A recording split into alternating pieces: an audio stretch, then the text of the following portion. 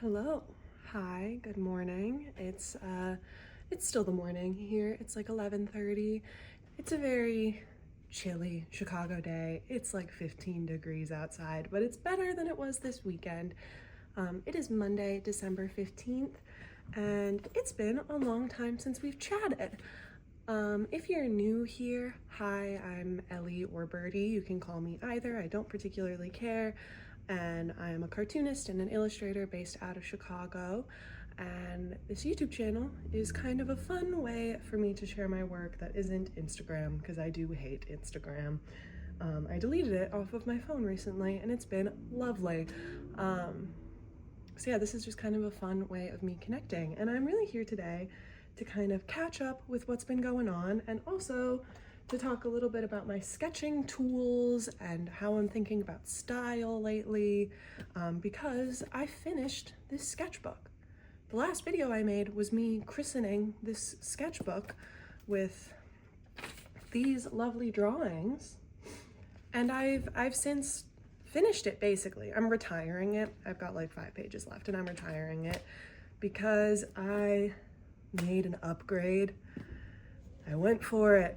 I treated myself for this Christmas season and I got a Paper Republic journal in the color Venezia. It's this gorgeous, gorgeous deep purple color. I'm obsessed with it. I started it this morning. I started journaling in one of the notebooks in here. I'll show you my setup and I'll keep you posted on how that setup is going because it's kind of new for me, but I'm very, very excited. Also, my heat just kicked on, if you can hear that. But yeah, it's been like 6 months since I've made a video. Sorry about that. I know you were all waiting with bated breath for me to come back, but a lot has been happening. It was a very busy summer, life got busy, and then I picked up a ceramics membership again. So for the last 3 months I've been really busy doing ceramics, but I canceled the membership, so I'm really back in drawing mode. I went to Italy with my grandma. It was so wonderful. I'll pop a cute picture of the two of us here or something. What else have I been doing?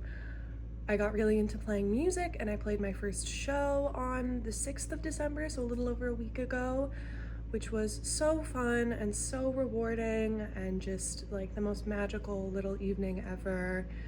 Here's a really weird photo of me doing that. Wow, music. But yeah, I've been really locked into music, but I'm really excited about drawing lately, and I'm really excited about writing especially and getting back into those creative pursuits, and I've been thinking a lot about style and I would love to talk about that. But first, because I'm going to talk about that while I kind of christen the sketchbook portion of this chunky journal. The journaling portion has already been christened, but the sketchbooking part has not. And I need to do some material tests, and I'm gonna talk a little bit about the materials I use. So what really got me through the last sketchbook was pretty much everything in this little pencil case. This is my baby. This is my little baby. It's from Light Lab. I got it, hi Smudge. I got it at Paper and Pencil here in Chicago. It's a lovely little stationery store up in Andersonville. It's so sweet, so delightful. Really sweet. If you're in the area, you should absolutely go check it out. It's small, but it's really got a bunch of excellent stuff. Yeah, I picked this up while I was there, around the time I started my last sketchbook. And it does me so good. I don't need a ton when I'm sketching. But let's start with the first 3 things on here. I've got my big ol', I believe this is either Kuretake or Pentel, I can't remember, my big old chunky brush pen. I love my big old chunky brush pen. It does me so good, it does me so beautifully. I've also got my Kaweco Sport fountain pen. I also love this thing. This is what I do most of my writing with, my proper writing, but while this ink is non-water soluble, the Kaweco Sport ink is. And so what I like to do with it is I'll take my water brush pen, which I'll talk about in a minute, and I like to push the ink around a little bit and get a little bit of a watercolor effect when I'm doing my comics with this, which is super fun and really enjoyable. And then also on the outside here, this is my baby. If you think there's any other white gel pen, you're wrong, and it's okay to be wrong. It's okay to be wrong. But this is the Uniball Signo white gel pen. It is so opaque. It is so opaque, so smooth. I used this a ton when I was doing my thesis comic because I was doing a lot of like white lines on black fields, and it really shone through, especially once it was like scanned and edited. It was really gorgeous. I love that thing. And now the inside is a little bit chaotic. I'll show you like everything I've got in here, but really the most kind of important, most crucial tools I've got, other than my little ruler, which I just love, my little tiny ruler, is my kind of most valued drawing tool at the moment is a Blackwing. This one's missing the eraser because it fell off, and I then also just kind of pulled it off so I can use a handy dandy pencil extender with it that I also keep in here. I love the Blackwing. They're so smooth, they're so buttery. I can't erase them, which is so great for me, but when I do need to like erase a little bit, I've got this little Mono Tombow clicker eraser that I also got at Paper and Pencil. Super sweet. And then I've got my water brush pen, which kind of always stays in here. And I've been using a lot of wet media in my sketchbooks lately. So I invested in a little bit of a nicer insert for my Paper Republic journal so that I can use my wet media. But this is, I believe, a Grumbacher. It doesn't have any branding on it. I believe it's Grumbacher. I got this like 2 years ago. It's done me incredibly well. I prefer it to my little Pentel ones that I had for ages. The point has stayed really nice. It's, oh no. Oh, I bent some bristles. Oh, okay, that's okay, I'll trim them. But the point has stayed really nice. Besides that, it's stained, but that always happens with the water brushes. And also, this was a Christmas gift to go along with the pencil. It's the Blackwing pencil sharpener. Oh, it's perfect. I just love it. I would highly recommend investing in a nice pencil sharpener. If you work in graphite a lot, which I do, it has changed my life. It's revolutionized the way I draw in pencil. It's really rocked my world. Yeah, I've got a variety of different pencils in here, but I really kind of stick to the Blackwing, and I might change out some of my mechanical pencils for some colored pencils because lately I've been working in mediums I can't erase, and I say lately, it's been kind of a long time doing that, and I'll talk about why in a second, but I've been almost exclusively working in mediums I can't erase well in my sketchbooks for about 2-3 years. So it's been a while, but the last couple of things that I've really been using in my sketchbook quite heavily are my handy dandy little watercolor tin. This is a sticker that is from the same artist that did this other sticker on my sketchbook, and then on the back I have this awesome Sam Zabo sticker.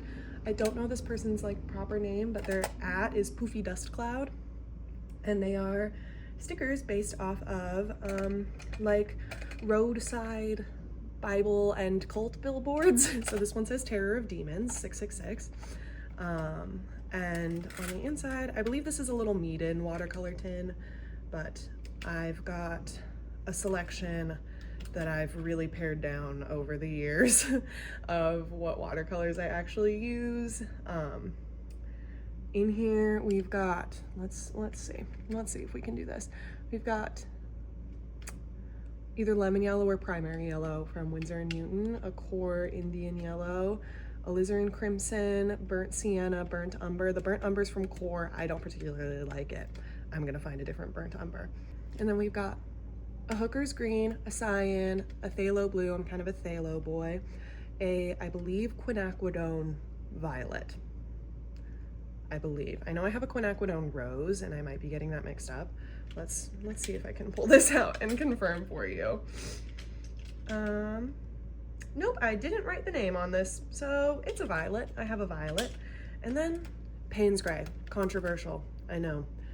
I'm a Payne's Gray girl, Payne's Gray boy, Payne's Gray person. If you disagree with me, again, it's okay to be wrong. I just think it's a beautiful color and I use it all the time. I don't often use it as a mixing color. I just really love having a good, like kind of a navy, almost black in my palette. I don't believe in black watercolor. You could just use ink, but these are my controversial opinions. And I love this little tin because it has a little thumb holder that I was like, oh, I'm never gonna use that. I actually use it quite a bit. But yeah, I just got this at Blick. It was like this little tin at Blick, and I had the pans already, but it was like a couple of bucks, a few bucks. It's really great. And then this is a new art supply for me that I got. Oh my goodness, what is happening outside?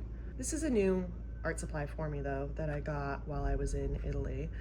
I have been using it a lot and I've never seen it in the States, so I kind of jumped on the opportunity when I got it, when I saw it, to get it. It is the Artgraph Vireco tailor shaped water soluble things. I don't super know what these are, but I've been using them similar to watercolor. But the cool thing about them, and I'll show you this a little more up close as well, but you can, let me see, you can pop them out of their little cork things and use them as chalk. They draw, and then also pick them up with a water brush and use them like watercolors. And once they're on, once you draw with them, you can also push the pigment around with some water. They're really lovely. I got them in like traditional Conti colors because I love Conti, but I don't love dealing with chalk all the time, but I love the like palette of Conti. So I got my traditional Conti colors. I've been doing a lot of like figure studies in this, a lot of like really loose illustrations. They've been super fun. So I'll definitely show you these more when I play with them. But over some lovely footage I'm gonna take in a bit of me trying out my materials and breaking in the sketchbook, I want to talk a little bit about my kind of approach to style. I love tool talk. But I also love conceptual art talk, and I want to get into it a little bit. I want to talk a little bit about my approach to style. Visually, I'm not sure it's changed all that much. I think it's definitely changed a little bit. I think I'm definitely loosening up quite a lot. But I think the way I'm approaching style and thinking about it is very different from how I used to. When I was like applying for school and when I was a teenager and when I was just getting into art, I thought that style was a thing that I consciously chose. That style and the visual look of my work was something that I got to decide. And I got to like pick and pull pieces from other people's styles and really just be like, this is how I want my work to look. And I think that's still true. But I had this interaction when I was a sophomore in college where I was at a critique and I had laid out all of my work, all of my prints, all of my illustrations for my professor and my classmates. And I was like, does this all look like it was drawn by the same person? Because I was in a very experimental stage in college, if you will. And I remember my professor was like, don't even worry about that. Just make the work and your style will come. Just draw what feels good and your style will come. Something along those lines is what he said. And I was like, screw you. No, it won't. I was so resistant to that idea that style was like kind of an innate thing. And now I've really tried to embrace that, and I think he would like to hear that I've really kind of embraced a more intuitive way of thinking about style and thinking about drawing, because towards the end of my degree, everything I was making started to feel really stiff to me, and the way I was drawing started to feel really stiff, and I was like actually noticing like wrist pain, and like my body was feeling the effects of it. And I was drawing at such a high volume that like when your body starts feeling it at that point, it's really important you listen. And so post-grad, I really wanted to take an approach that was more intuitive, and that was more like, I'm gonna draw in a way that makes me feel good. And what makes me feel good is to draw very quickly, it's to draw very loose, it's to draw with a lot of texture, to play with materials, and see what comes from there. And that has been so fun and fulfilling and rewarding. And on top of all of that, I have been working at a children's store and have been surrounded by kids' books and kids' illustrations and children's illustrations for a year and quite a bit, like over a year and a half at this point. And looking at all of these like excellent children's illustrators and all of their different approaches to creating these like really simple, emotionally engaging, easy to read narratives and images that are interesting to people of all ages, really, like children and adults. I've been looking at a lot of Sendak. I've been looking like the classics, like the Sendaks and the Shel Silversteins and the oh god, who did Goodnight Moon? We don't carry a ton of classics. There's a garbage truck outside. Okay, I think we're good. I think we're safe. But whoever did Goodnight Moon, or whoever did, I've been looking at like Richard Scarry, David Roberts. He's a contemporary illustrator that I've really been enjoying, but just really looking at how a lot of these, oh, and Eric Carle. Everyone's gotta love Eric Carle. But looking at all of these different approaches to like creating really visually exciting work has really just made me value like expressiveness over technical proficiency, which has been honestly kind of life-changing. Oh, there goes the garbage truck. There he goes. Bye-bye. Bye-bye, garbage truck. But it's been honestly really sort of life-changing and perspective altering for me in how I'm approaching my work.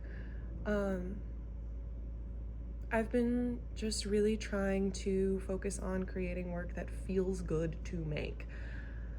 And that's really exciting for me. And what I've learned that I really love is really loose watercolor. I love really quick lines. I love gouache. I love all the texture that can offer. I love the texture of a really soft graphite. I love the confidence of a quickly pulled ink line. I just love it. I just really love it. I love drawings that look like they were done quickly. And that's a really hard skill to develop. And I've been really working on developing my quick drawing skills lately. It's been very hard. It's been very fun though. Right now, I feel like I'm at kind of a point where I'm wanting to work on all these longer comics projects, and I'm trying to figure out, and I haven't really done a lot of that since college. So like in a year and a half, 2 years. And I am trying to figure out how to synthesize this new, quicker drawing method with my longer form narrative stuff in a way that's sustainable. And that's really a goal for the new year, is to try and figure out how am I going to keep this really loose, quick spirit in something that needs to be relatively consistent and legible long term, and also in a way that's gonna still feel fresh and exciting to me when I'm on page like 200 of a comic. You know, I'm working on putting together some pitch decks for some longer pieces to start pitching to agents in the new year. So that's going to be very exciting, and I can show you a little bit more of the process of that, and what it's like putting together a pitch for a longer form comic. Yeah, I've been working on putting together some pitch decks. It's been really fun. I've been doing a lot of writing, but really a lot of thinking about like, how am I going to keep myself engaged and keep my my body like feeling good as I'm working on longer form comics, and also my brain. I'm considering doing The Artist's Way. I started reading, I forgot what the name of the book is, like A Creative Way of Life or something. Today I'm like 5 pages into it. I'm like hardly into it at all, but I'll let you know how that goes. But I've also been thinking a lot about how I want to share my work with people. I deleted Instagram off of my phone because I realized I was starting to get like stressed out about followers. And that's just never something I want for myself.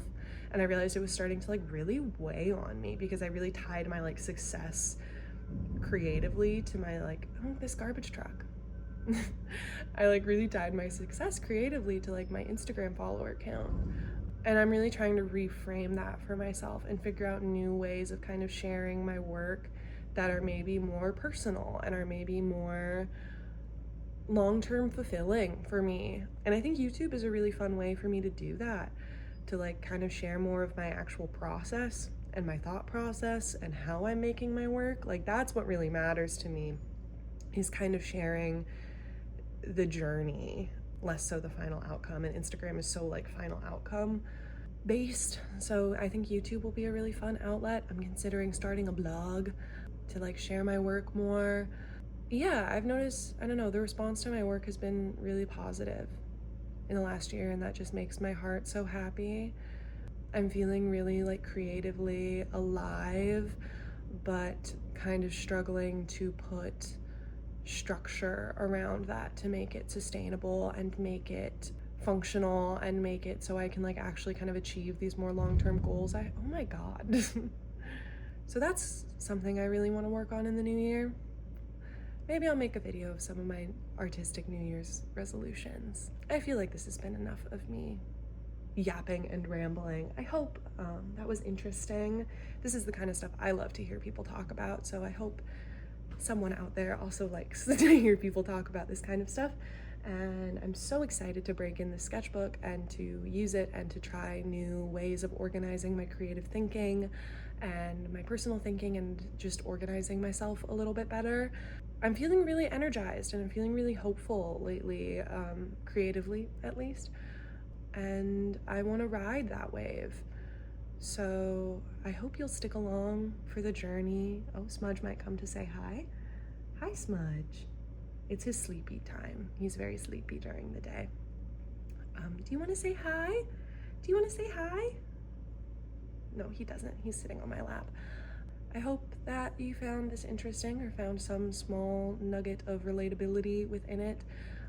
If you have any thoughts on style or materials or anything what you'd like to see in the future out of this channel, please drop a comment, or like honestly, since I'm not really on Instagram much right now, email me. My email's on my website. I'll link my website. Oh my good God, what is happening? But hey, Smudge. Okay, he's saying hi. This is Smudge. This is my cat, if you haven't met him before. This is Smudge. He's my baby. Honestly, emailing me would be a good way to get a hold of me right now. No one emails me, so like spice up my inbox a little bit. Spice it up between all the spam emails. I hope you have a lovely day. If you're here in the Midwest, I hope you stay warm. If you're back in my home of the Pacific Northwest, please stay safe. There's a lot of flooding happening right now. My family is safe, gratefully, but a lot of people aren't. A lot of people are evacuating, so if you're not in that area, keep them in your thoughts, because there's not a lot of news coverage about it right now. And I will talk to you soon. I hope it won't be another 6 months between this video and the next, but it won't be. I'm promising that it won't be. I'm promising you, I'm promising myself, I'm promising the garbage truck that it won't be another 6 months before I make another video, because I really enjoy doing this. But I hope you make something today. I hope you try a new material today. I hope you go out and take some photos or pick up an instrument or just do something that is enriching to your creative mind today. I certainly will be. So yeah, I hope you have a wonderful day. Go make something, and thank you so much for sticking around to the end of this video. If you did, you're the best. And thank you so much for watching. Bye-bye.